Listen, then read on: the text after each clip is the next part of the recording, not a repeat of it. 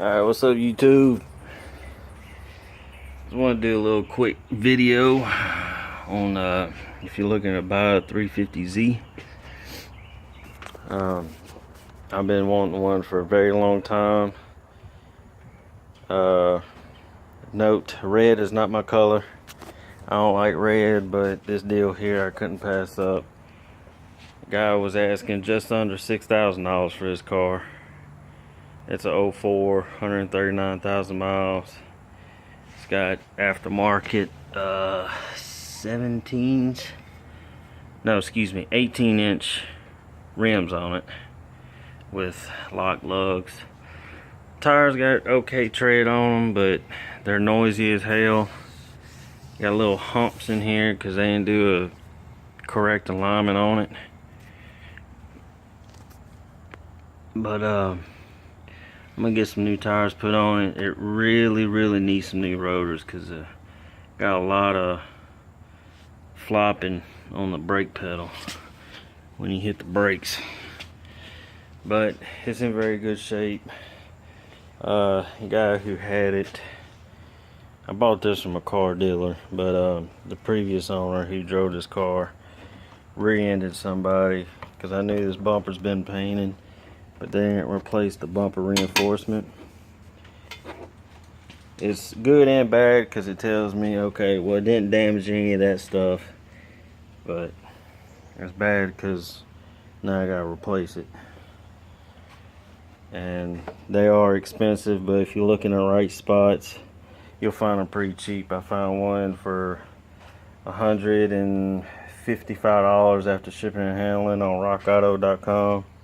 That's where I order a lot of my parts. In fact, I just ordered a lot of parts for this thing. I had to take all this off because this is your secondary, this is your main fuse box. This is your secondary fuse box. You gotta take this whole section off to get to this one, because I had to pull the fuse for the fuel pump. I had to disconnect the fuel line from here so I can move this out of the way just to get this valve cover off. The reason why I had to get the valve cover off is because I drove this car all the way from Houston, and I ran it hard and an oil leak started. Well, I mean, it's been going on, but I think I finally finished it off. It leaked oil in this tube here and the back tube over there. I fouled out this plug, and I had a coil pack burn out on cylinder number 3, I think that is.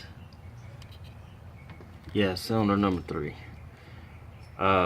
So that caused a dead miss. I did a compression check on all 6 cylinders.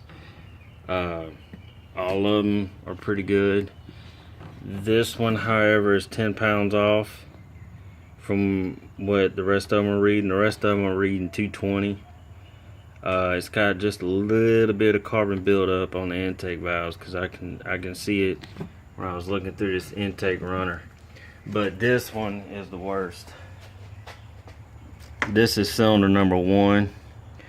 It had 190 psi of compression when really it's supposed to be 220 along with the others, because if you look in here, it's not really anything major. Let's see if I can find my flashlight. Okay, it's really not anything major. If you can see in there,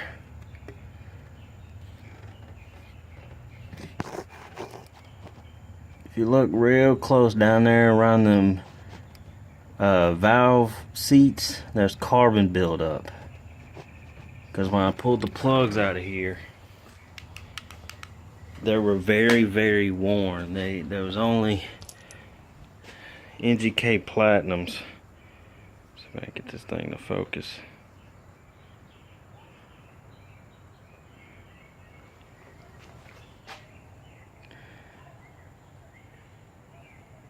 There we go. You see that?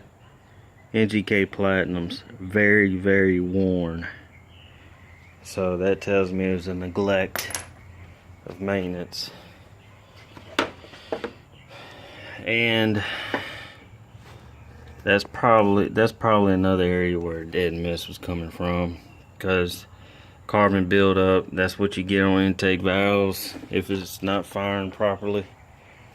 But what I ordered, which I know it works because I've tried this before, was a bottle of PI Performance injector cleaner. Put that in there. And also I recommend that these cars be run with some premium gasoline, because 220 compression is pretty high, a little too high for, you know, if you're gonna be spinning at high RPM, you know, too high to be running regular in it. I ordered a bottle of PI Performance injector cleaner for the fuel system. Also ordered it was all from Amsoil. Ordered a bottle of Amsoil Power Foam. What you do is you run the car, get it to operating temperature, then run it 10 minutes afterwards. Drive to the store and back, you know, bring it back to your house. And being that this car has a electronic throttle body, as you can see, it's not like a regular car. You can just take the cable and operate the throttle. What you're gonna have to do is either you or somebody you know, either you can spray the can, or somebody you know, just take the can, you pop the air cleaner hose off, you just spray in there, just keep holding it till the can is empty. But you gotta keep hitting the throttle. Keep hitting the throttle to keep it from dying.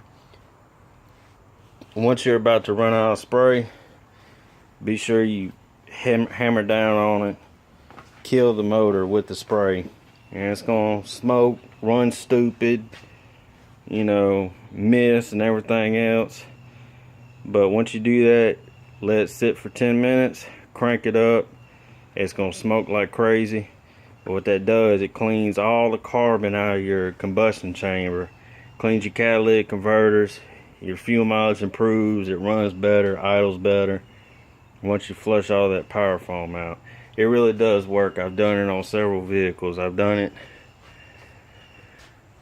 on that Ford F-150 back there. It's an 06 model.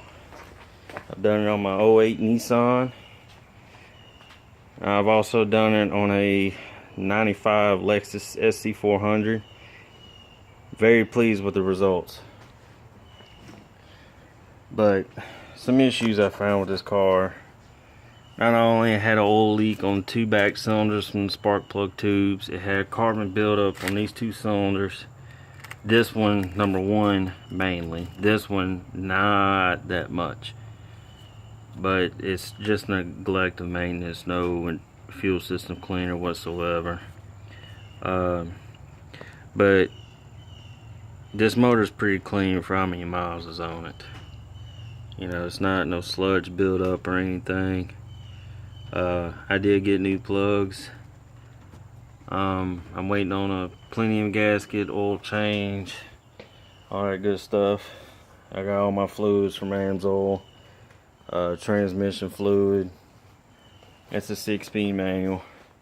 But I mean, this is a pretty nice car. It's leather interior, heated seats, 6-speed manual.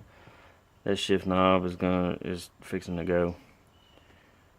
I can't stand it. It's got to go. Touchscreen radio, which it does work. I had a little trouble trying to work the Bluetooth, trying to clear the memory so I could hook my phone up to it. But I mean, it's pretty good. It's got a Bose sound system in it. The tint is a little faded. I gotta find a way to get it off that back glass. Leave something in the comments. Let me know if y'all know some way to get that tint off of there in the back glass without screwing up the defrost. Because I did that one time and I screwed up the defrost on one car. It was a 92 Plymouth Laser. Yeah, but a couple issues there. Bent bumper.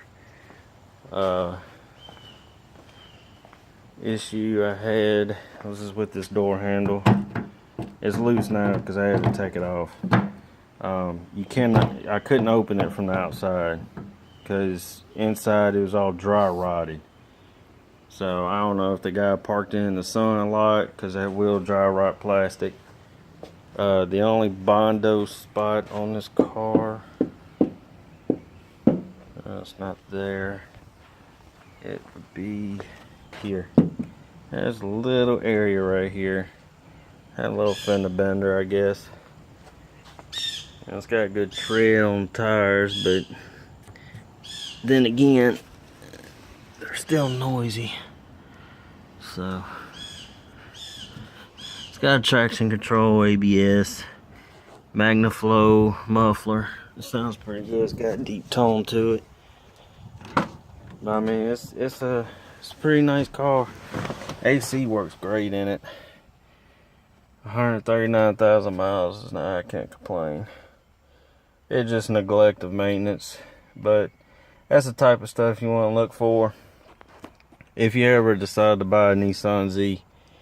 Another thing I had trouble with is trying to get to reverse. I kept hitting 6th gear. I found out you gotta push down like that. Your shifter is gonna drop about 1 inch, and then it'll go all the way over. Cause see, if I let go, there's a safety gate. You gotta push down and over to hit reverse, and then pull out. There's a safety gate right there, and you got 6th gear. So one time I test drove one of these at a different dealer, and I thought it had no reverse, and the guy was like, "Oh, you gotta push down." I was like, "Oh, okay." But another thing, when you turn off the car, it's gonna sound like a diesel shutting off. You may think it's rods knocking, which is what I thought it was at first, but it's not. It's, I don't know what clutch design they got in here, but that noise that you hear when you shut it off, it's the clutch. It sounds like a diesel shutting off, because if you push in the clutch then shut it off, you won't hear it. I seen another video on YouTube that explained, you know, what that noise would be coming from. But it's got a fancy mirror there. Cruise control works. AC works dang good. It's got a little microphone because you can actually make phone calls from this thing. But I mean, it's a pretty good car. Hadn't had no major frame damage or anything. But yeah, just yeah, if I would have known this car had an oil leak like that and he was missing that bad, I probably would have haggled with the guy a lot more. So, and apparently when they redid everything, they didn't hook up the washer line for the windshield wipers, which a lot of people do forget to hook that up, because this was just hanging over here. This hose was just hanging over here. I had to pop this off and found the hose for it and connected it. And that's your AC right there. But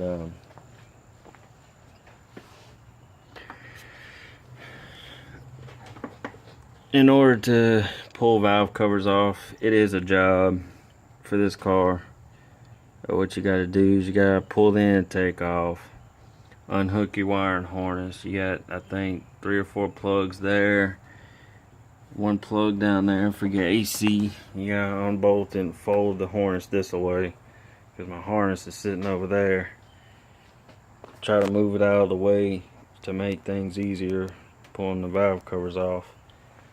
And one thing I like what Nissan did was they offset the motor a little bit.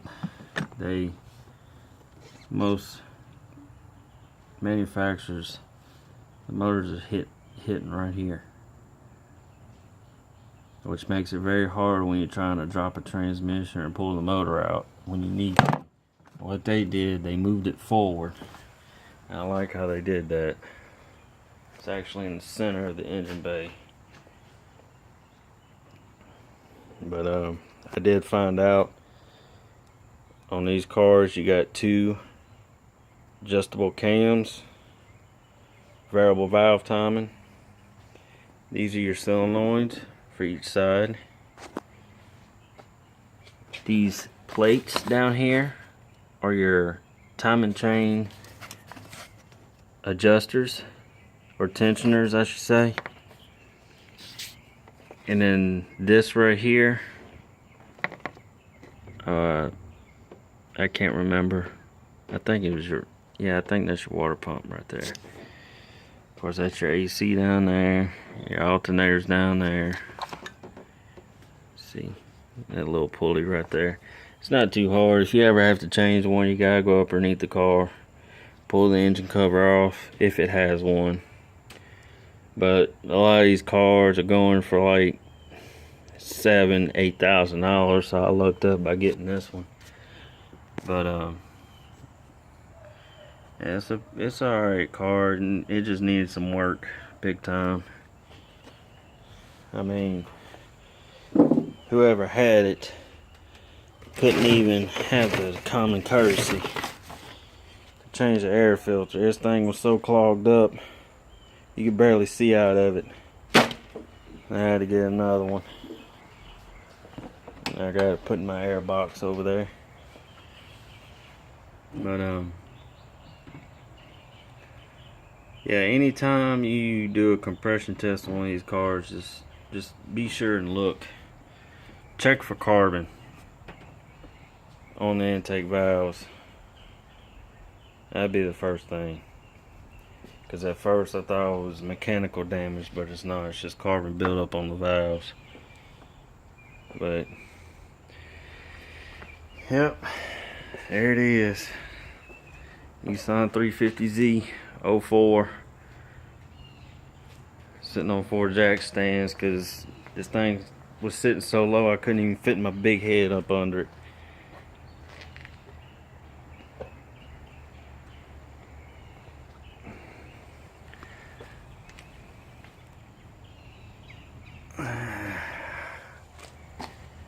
Another thing too, has some of the widest tires I've ever seen on a small car like this.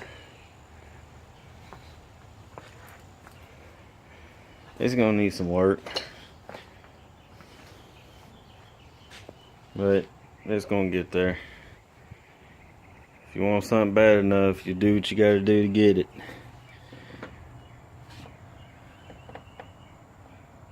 The only reason why I agreed to pick this car up, even though I knew it had a couple issues, is because I am mechanically inclined. And I knew I could do a lot of work myself instead of just paying somebody hundreds of dollars to do it. So, but anyway, yeah, if y'all could just leave me a comment if any of y'all know how to get this tint off the back glass, because I don't want to mess up my rear defrost. Hey, y'all let me know something. Alright, y'all, take it easy and get back to work. Fixing to put some spark plugs in, and I'm just gonna lay the valve covers over it, try to keep stuff out of the motor so I can wait for my gaskets to come in. Just remember, if y'all have carbon buildup and on anything, AMSOIL. Get your AMSOIL can of power foam, PI performance injector cleaner. Do the trick. The fuel miles will pick up too. I also got engine oil from AMSOIL coming, transmission gear lube, rear end gear lube, all that coming from AMSOIL. That's all I ever run in my cars, and I'm very pleased with it. See, I got a 1968 Nova project I'm working on. I got too much stuff on it, so I can't pull the cover off. It's got a 355 small block. I'll be running nitrous in it. And I've actually, with a